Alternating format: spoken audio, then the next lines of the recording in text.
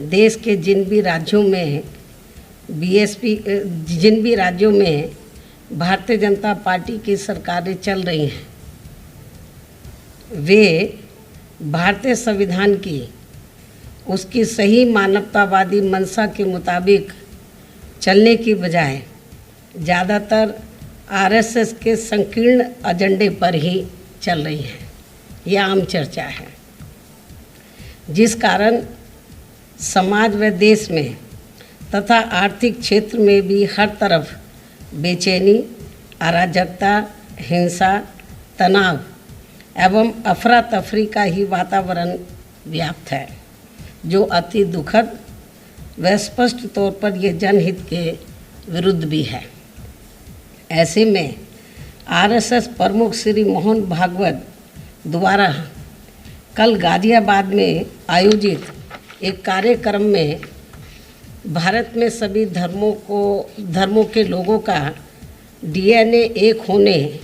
व भीड़ हिंसा, हिंदुत्व के खिलाफ आदि होने की जो बात कही गई है, वह किसी के भी गले के नीचे से आसानी से नहीं उतरने वाली है, क्योंकि आरएसएस व बीजेपी एंड कंपनी के लोगों की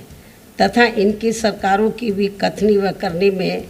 अंतर सभी देख रहे हैं। साथ ही आरएसएस प्रमुख देश की राजनीति को विभाजनकारी बताकर जो कोस रहे हैं, ये ठीक नहीं है। जबकि सच्चाई तो ये है कि खासकर जिस बीजेपी व उनकी सरकारों को वे लोग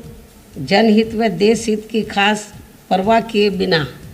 आंख बंद करके समर्थन देते चले आ रहे हैं, उसी का परिणाम है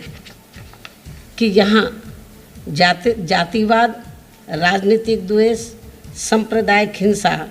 आदि का जहर सामान्य जनजीवन को त्रस्त किए हुए हैं। इतना ही नहीं, बल्कि ये भी सर्वविदित है कि बीएसपी को अगर लगता कि बीजेपी सही में आरएसएस के शिकंजे से निकलकर वह संवैधानिक सोच के मुताबिक चलकर सर्व समाज एवं सभी धर्मों के लोगों के हित में काम कर सकती है, तो फिर काफ़ी पहले सन 1995 में ही बीएसपी इनका भारी समर्थन ठुकराकर यूपी की सरकार से इस्तीफा नहीं देती। जबकि उस समय सपा की जाति व हिंसावादी राजनीति से तंग आकर कांग्रेस, बीजेपी व अन्य सभी विरोधी पार्टियां बीएसपी की सरकार को बाहर से समर्थन दे रही थी। और फिर ना ही सन 2003 में इनके गलत इरादों को भांपकर बीएसपी इनसे अलग होती। इस प्रकार से बीएसपी इनकी गलत व संकीर्ण नीतियों की सर्वधर्म व सर्व समाज के व्यापक हित में हमेशा ही खुलकर विरोध करती रही है। कहने का तात्पर्य यह है कि कुल मिलाकर आरएसएस के सहयोग व समर्थन के बिना बीजेपी का अस्तित्व कुछ भी नहीं है।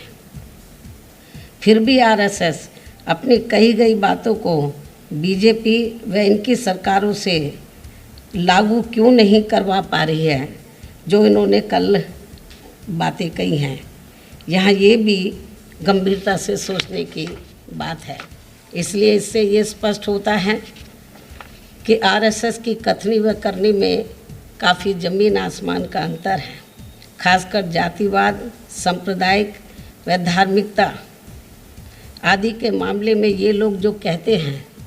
करते ठीक उसका उल्टा है, जो ये सभी को मालूम है।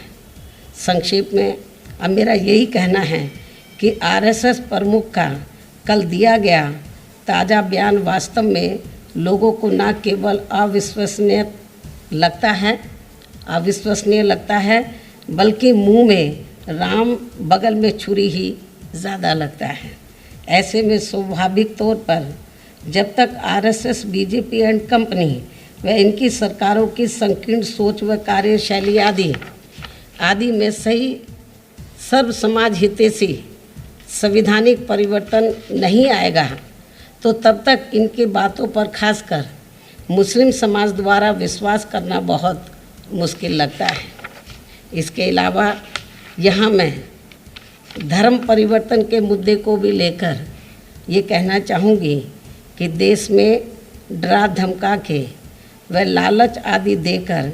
किसी का भी जबरन धर्म परिवर्तन कराना ये पूरे तौर से अवैध है, ठीक नहीं है तथा ऐसे मामलों की सही जांच करा के इसके दोषियों के विरुद्ध सख्त कार्रवाई होनी चाहिए। इसके अलावा यदि इसके पीछे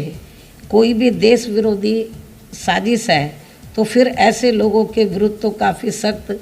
कानूनी शिकंजा कसना चाहिए, लेकिन एक सोची समझी रणनीति व साजिश के तहत इसकी आड़ में इसे जबरन हिंदू मुस्लिम मुद्दा बनाना तथा पूरे मुस्लिम समाज को शक की नज़रों से देखना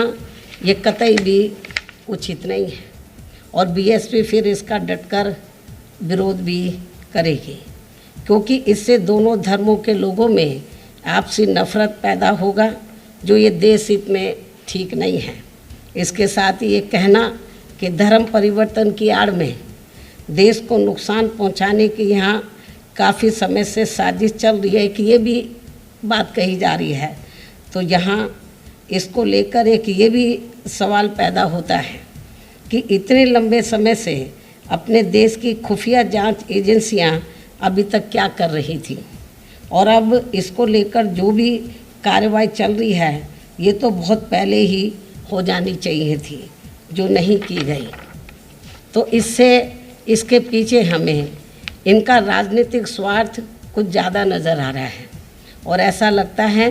कि इसे अब ये देश के कुछ राज्यों में होने वाले आगामी विधानसभा चुनाव में अपनी कमजोरियों पर पर्दा डालने के लिए राजनीतिक रंग देना चाहते हैं और इनका यदि ऐसा कोई षड्यंत्र है तो फिर ये अपने देश के लिए अति दुर्भाग्यपूर्ण व अति निंदनीय भी है और इस मामले में देश की जनता जरूर सावधान रहे। इसके अलावा यहाँ मैं ये भी कहना चाहूँगी, ख़ास तौर से यूपी गवर्नमेंट के संबंध में ये भी कहना चाहूँगी कि यूपी की वर्तमान भाजपा सरकार द्वारा अधिकांश जातिगत धार्मिक व राजनीतिक द्वेष की भावना से अभी तक जिन मामलों में भी जिनकी संपत्ति जब्त व ध्वस्त की गई है उनमें ज़्यादातर मुस्लिम लोग प्रभावित हुए हैं, ऐसा मुस्लिम समाज व आम लोगों का भी मानना है। लेकिन इससे इनमें असुरक्षा की भावना पैदा हो रही है, ख़ास तौर से मुस्लिम समाज में, जो ये ठीक नहीं है। इस संबंध में बीएसपी का ये भी कहना है कि यदि इसमें ऐसी कुछ भी सच्चाई है तो ये उचित नहीं हो रहा है, जो ये सरकार की कार्यशैली पर अनेकों सवाल खड़े करता है तथा बीएसपी इसकी कड़े शब्दों में निंदा भी करती है। इन्हीं ज़रूरी बातों के साथ ही अब मैं अपनी बात यहीं समाप्त करती हूँ। धन्यवाद।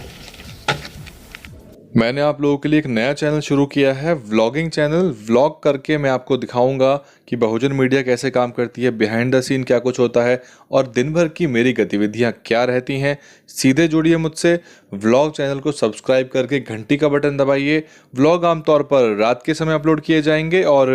लिंक नीचे डिस्क्रिप्शन में है, डिस्क्रिप्शन खोलिए, सबसे पहला लिंक व्लॉग का लिंक है, उसको सब्सक्राइब कर लीजिए।